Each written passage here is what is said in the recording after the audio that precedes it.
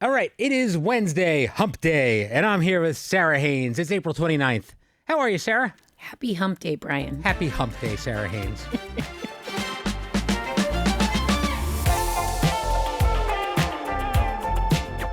I'm in a very good mood because today was, in my opinion, this is what The View's all about. This is a solid show today. So we started out, we came out the gate, we had two hot topics, breaking news stuff, good things to talk about. Then we had a spicy political view with Alina Habba. And then we had Craig Ferguson, who was funny and a wonderful palate cleanser on the way out. I want to get your thoughts about Alina Habba, because this is someone we don't often have here who is very, very close, formerly part of the Trump administration. She was a former counselor to the president until very recently. What did you make of what she had to say today?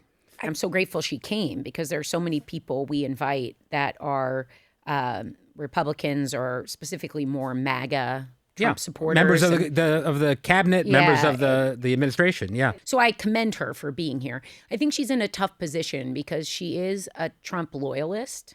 And I think that we've seen what's required of those people. If you're going to be with Trump, you will bend the knee and you will have to defend him at all costs. And that is a tough position to be in. With people like that, you sometimes have to ask more human questions, try to show them, because there's no gotcha, no aha moment. She's in the tougher position because she's trying to defend things. So the answers alone, people can take what they will from them. So I found she did the political talking points in a lot of ways. And again, tough position. But in the first commercial, she was very kind. She said that, this is what people need to be doing, having conversations. Trying to take the temperature down. I mean, the temperature got heated a couple times at the table, but not in a over-the-top way, I don't think. It was just really a debate about these topics.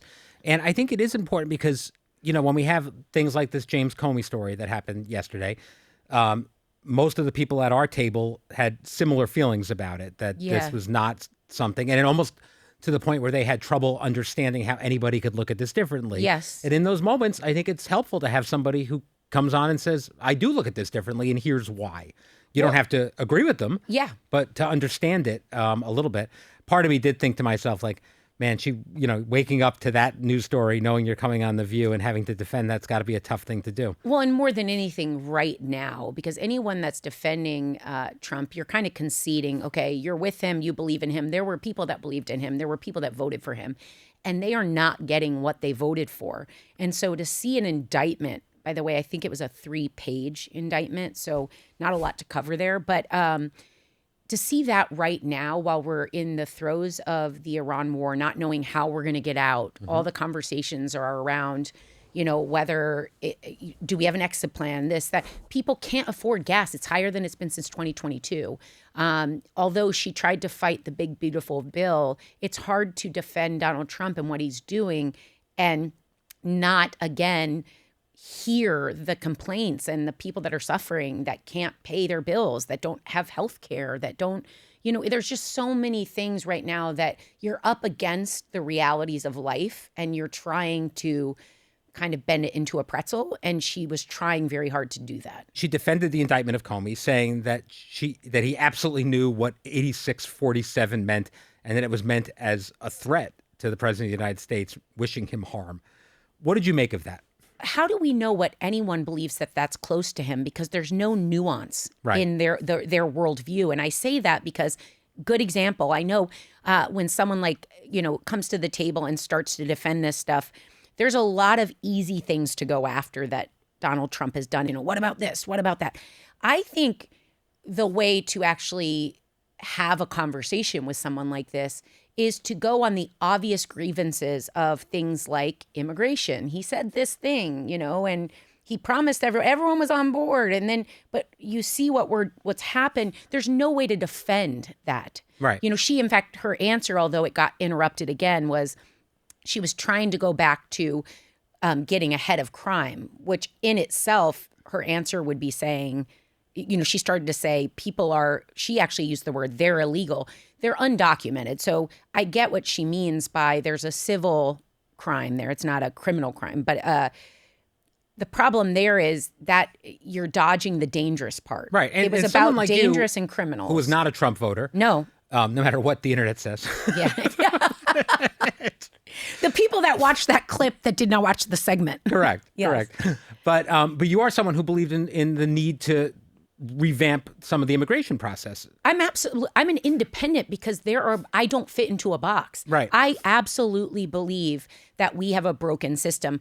Most, I think, reasonable people see the broken system. It's how we fix that. But throughout the country, there have always been times where the humanity, and my heart agrees with this part, wants to help everyone, wants to make sure everyone has services. And aside from emergency medical care, I've never understood how someone could come undocumented and then kind of just stay and reap all the benefits. Right. Not because I think they're criminals, but to incentivize standing in line, to incentivize the value of what it means to be a citizen here. So I've had pretty conservative views on not the how to get there, but Right, that because we I need know you've been outraged by the way it's been implemented. Absolutely. Yes. Because in the beginning, I thought, the messaging of violent criminals. Now, I also know there wasn't a lot of violent criminals running around. No, Those are always every- the target And of every single person at our table agrees that violent criminals should be deported from this country. That if they're And I think probably you'd be challenged to find one person that would say, no, they deserve a fair chance Right. too. Like violent criminals, fair. It was the lack of transparency, and what it left to the imagination was, oh, so you're saying you're not going after violent criminals. And that's what she started to say. Right. Well, they're criminals by the very fact they're here undocumented. That changes the game for a lot of people in the how. That this is not about marching into schools, hospitals, knocking on doors, dragging people out, and having such a crappy success rate when 75% of the people you are taking out of their community have zero criminal records at all. You lost the plot of what you sold us. Absolutely. All right, let's switch gears here for a second. Serena Williams, Yes. the GOAT, in my opinion, Yes. tweeted something that sparked a debate that I know you can relate to. She wrote, "I told my daughter to go to bed. She did not. Therefore, she missed out on her sleepover. She cried, but what she didn't know is I cried harder. I hate when she cries. Discipline sucks, but sometimes it's important." Now, some people thought this was bad parenting and crossed the line between discipline and punishment. What do you think? Okay, so I first of all think every parent gets that we're all just trying to do the best we can. There's no book, there's no right way, because every child is different. Every parent is different. Every traumatic experience we've all had is different. So when you mix all that together, it's an infinite amount of combinations. So first of all, I say good job to Serena for whatever she felt was right for her family. We are also a disciplined family. And what I mean by that is I understand that it is difficult to watch your kid when you punish them and they cry. There are times it's hard.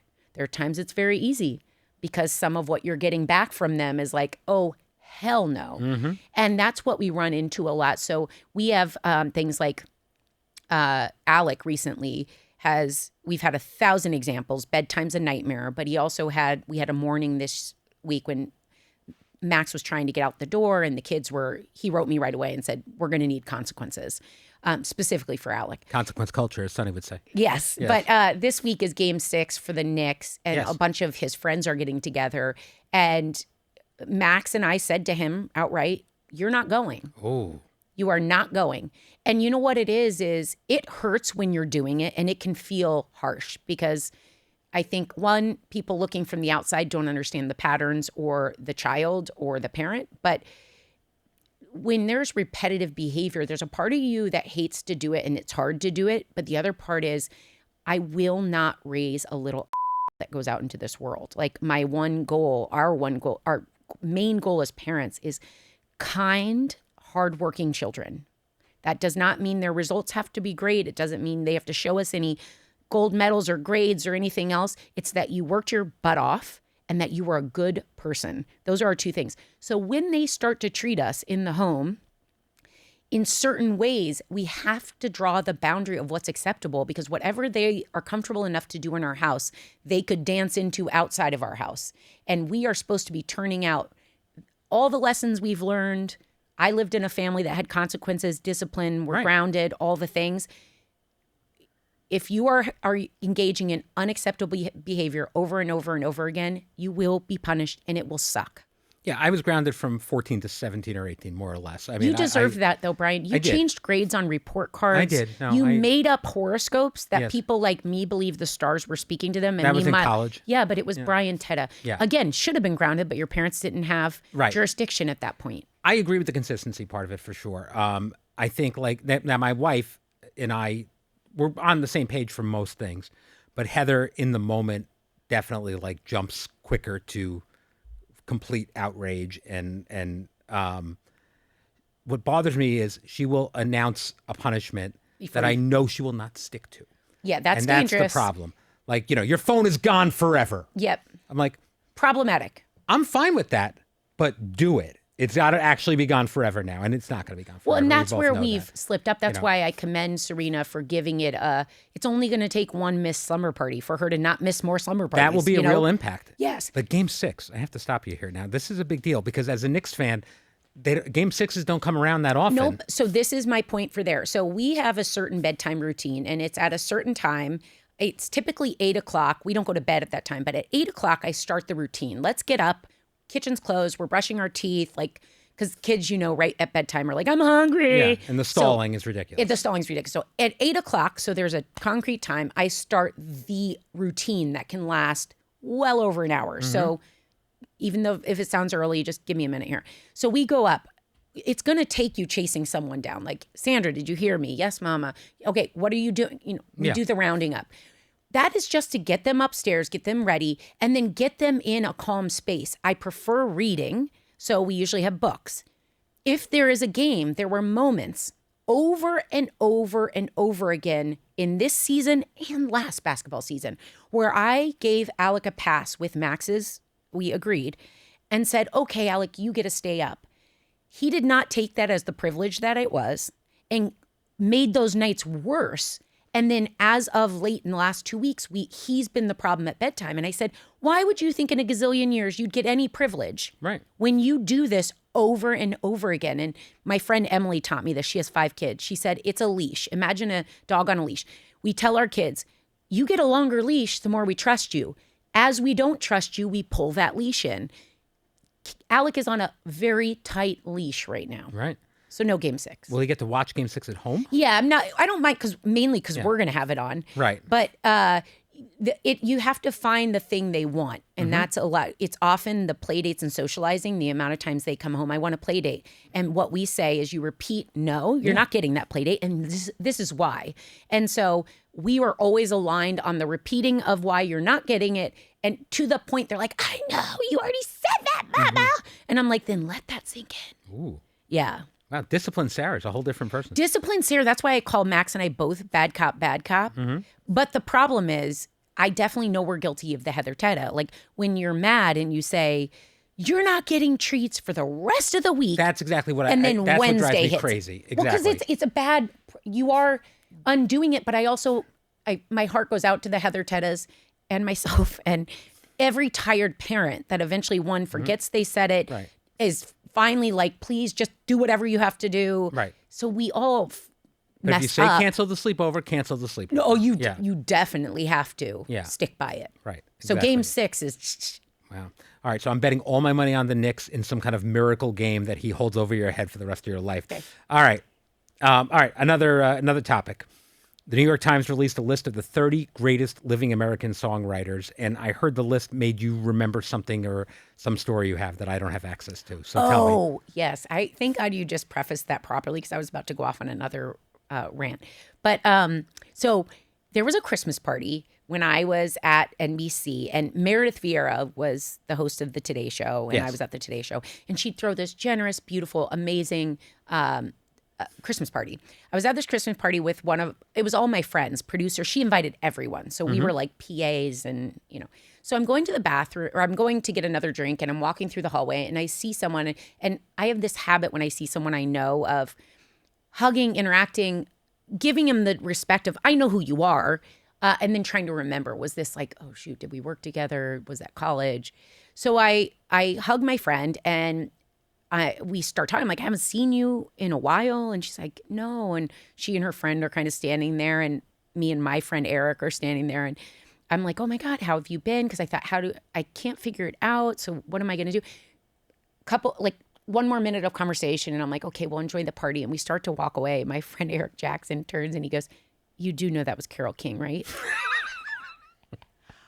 I didn't. And I was too far in to retreat when I realized, oh, wait, I know you because of your album covers, not because we know each other. Or perhaps the Broadway show dedicated to her life. Oh, Brian, I literally pretended we went to high school together. That is mortifying.